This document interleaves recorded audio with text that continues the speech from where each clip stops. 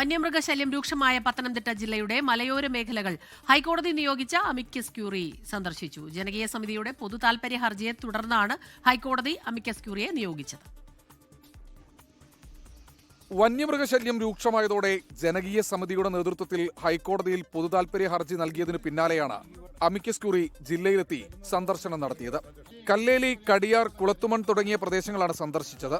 വനാതിർത്തികളിൽ നിന്ന് മൃഗങ്ങൾ കാടിറങ്ങുന്നത് തടയാൻ ഇടപെടലുണ്ടാകണമെന്ന് ജനപ്രതിനിധികളും നാട്ടുകാരും സംഘത്തോട് ആവശ്യപ്പെട്ടു. ദിവസവും വൈകുന്നേരവും ഒരു 9 മണി കഴിയുമ്പോൾ ആന ഇറങ്ങുന്നുണ്ട്. രാത്രി മനുഷ്യന് കിടന്നിറങ്ങാക്കത്തില്ല, കുഞ്ഞുങ്ങൾക്ക് കിടന്നിറങ്ങാക്കത്തില്ല. പടക്കം 4 വല്ലം വെച്ച് കഴിഞ്ഞാൽ അങ്ങോട്ട് നനങ്ങാതെ മാറി നിൽക്കുക. എൻ്റെ അയ്യത്ത് തന്നെ വന്ന് ഒരു 10-30 കവുകും 2 തെങ്ങും അടിച്ചു കളഞ്ഞു. കഴിഞ്ഞ ദിവസം ഞാൻ അയ്യത്തിറങ്ങി രാവിലെ 8:30 റബ്ബർ വെട്ടിക്കൊണ്ടിരിക്കുമ്പോൾ ഒരൊറ്റ വന്നു. നാട്ടുകാരെല്ലാം കൂടെ കൂടി വായും വെച്ച് ഞാനും കൂടെ ചിരട്ടയെല്ലാം കൂടി തട്ടി, അതുകൊണ്ടത് ഞാൻ രക്ഷപ്പെട്ടു. വലിയ ശല്യമായിട്ട് വന്നിരിക്കുക. ഈ ജനങ്ങൾക്ക് പൊറുതി മുട്ടിയിരിക്കുക ആനയും കൊണ്ട്. ആയിരക്കണക്കിന് കുടുംബങ്ങൾ അനുഭവിക്കുന്ന പ്രയാസം ഹൈക്കോടതി നിയോഗിച്ച സംഘത്തെ ജനങ്ങൾ ബോധ്യപ്പെടുത്തി.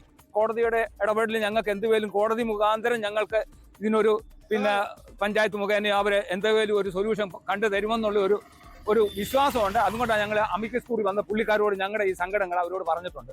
കടുവയും ആനയും പുലിയും അടക്കമുള്ള വന്യമൃഗങ്ങൾ ജനവാസ മേഖലയിൽ നിത്യേന എത്തുന്നു. കാട്ടാന അടക്കമുള്ള വന്യമൃഗങ്ങളുടെ ശല്യത്തെ തുടർന്ന് ജനകീയ സമിതി രൂപീകരിച്ച 2 വർഷം മുൻപായിരുന്നു ഹൈക്കോടതിയിൽ ഹർജി നൽകിയത്. 24 പത്തനംതിട്ട. ലോകത്തെവിടെയായാലും ഏത് സമയത്തും 24 വാർത്തകളും ഓഗ്മെന്റഡ് റിയാലിറ്റി പാക്കേജുകളും എക്സ്പ്ലെയിനറുകളും വിശദമായി കാണാൻ ഞങ്ങളുടെ യൂട്യൂബ് ചാനൽ നിങ്ങൾക്ക് സബ്സ്ക്രൈബ് ചെയ്യാം.